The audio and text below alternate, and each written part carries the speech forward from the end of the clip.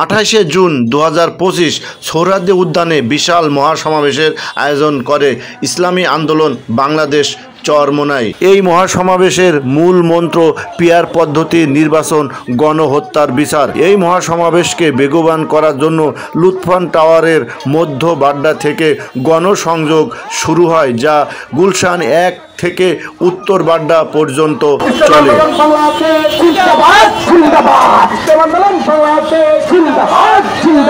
আগামীকালকের সমাবেশ সফল হোক, সফল করো। আগামীকালকের মহাসমাবেশ সফল করুন, যোগ দিন। আগামীকালকের মহাসমাবেশ সফল করুন। সবাই মিলে ঐক্য করি, পিয়ার পদ্ধতি চালু করি। সবাই মিলে ঐক্য করি। তোমার আমার নির্বাচন, পিয়ার পদ্ধতির নির্বাচন। তোমার আমার নির্বাচন, পিয়ার পদ্ধতির নির্বাচন। নির্বাচন ঘোষণা করো, পিয়ার পদ্ধতি চালু করো।